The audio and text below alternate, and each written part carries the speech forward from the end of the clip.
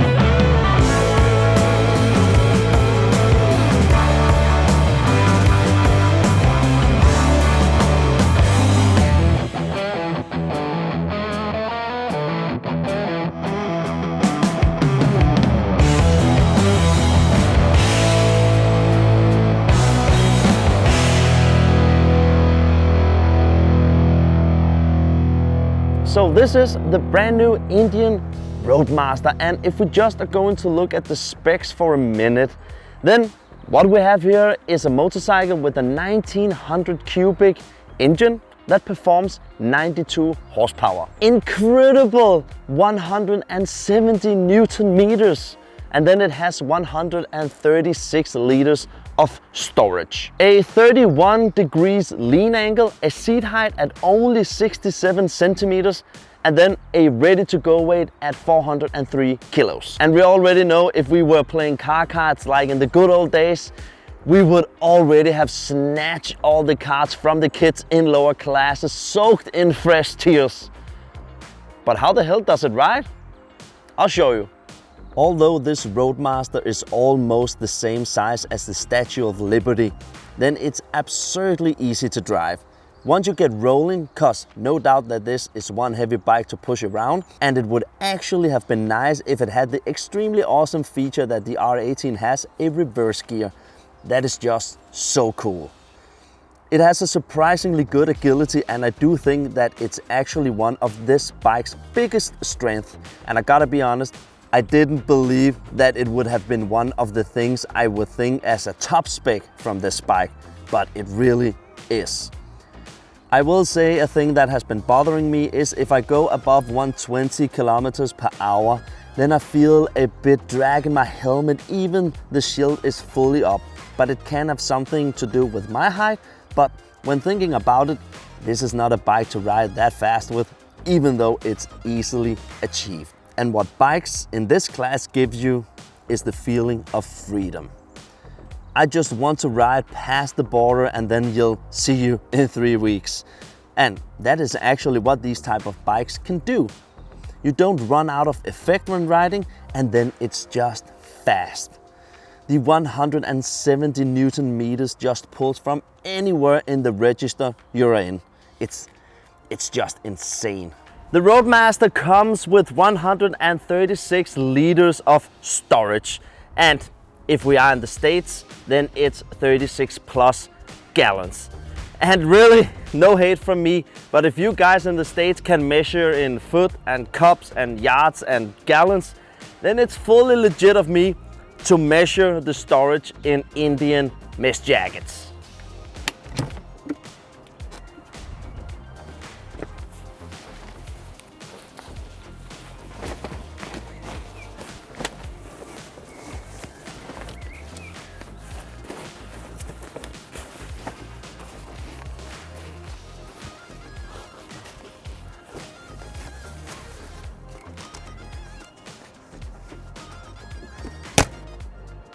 That was 6.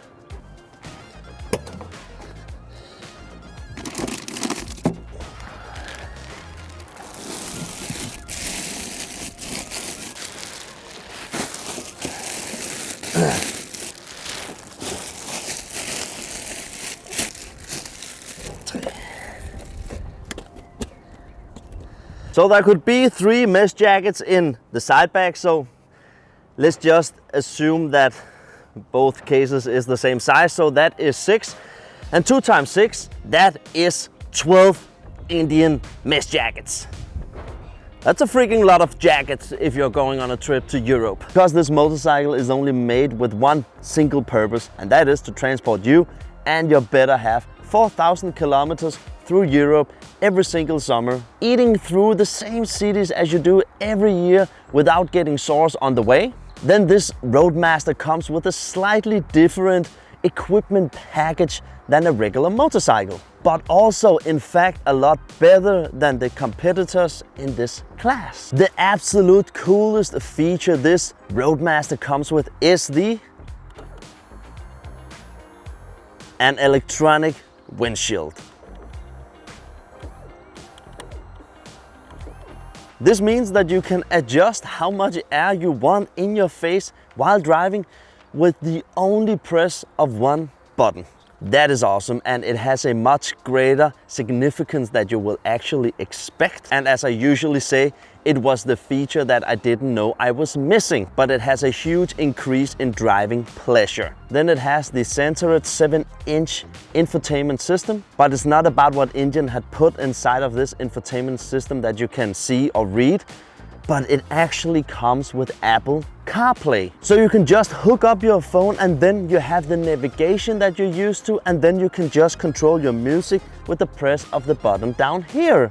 And you can also, of course, do that with a non-iPhone. Then you just hook it up with Bluetooth.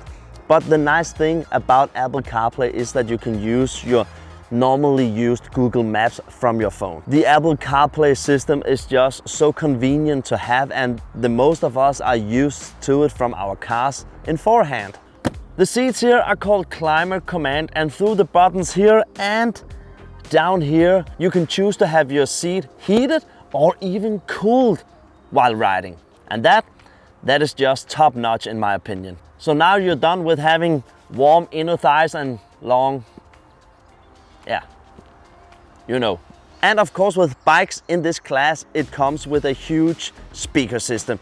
So now you can really harass your neighbors with Lady Gaga and Ariana Grande, if that is what you listen to. But just to mention why the Indian Roadmaster speaker system is better than others, I would say the BMW R18 is coming with Marshall speakers, which I do believe would be a little better quality, but I can't say that for sure. But why this speaker system is a little bit better is because it comes with what they call dynamic equalizer. And that means that while riding, it adjusts the sound of the music to which type of road you're on, wind noise, and then of course engine sounds. So again, Indian just go that extra mile to top what already exists. And I know it's really small things here and there, but when you look at the overall picture of everything together, then it really adds up. I gotta be honest and say that this Indian Roadmaster really surprised me. I truly do not understand how a bike in this size can be so easy to drive with such good driving abilities. The handlebars feels like a hot knife through butter. It's so wild to experience. It has been a truly pleasure to ride this motorcycle around the Danish country the last couple of days. And even though I may not be the target group for a bike in this class, it just performs so well in my opinion. Smooth throttle response, excessive power, and then a gearbox that just does what you ask for. Nothing about fiddling around for neutral when standing still. And if you pull the throttle to the max, then wifey has to hold tight if she doesn't want to end up as a pedestrian. The rear cylinder deactivation is also so convenient when you are starting from a full stop. And last but not least, I cannot tolerate the color blue in all of its 50 shades. But Indian, they just do some brave choices, just like here where they have painted the whole motorcycle in such a dark blue color that it's almost black, and then with blue flakes. That's naughty. So that was it, guys. Don't forget to like this video, subscribe if you aren't already, and if you're new here, welcome. It is so nice to see you. Don't forget to follow me on Instagram as well.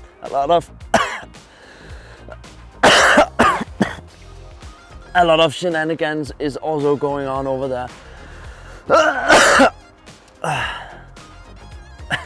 See you.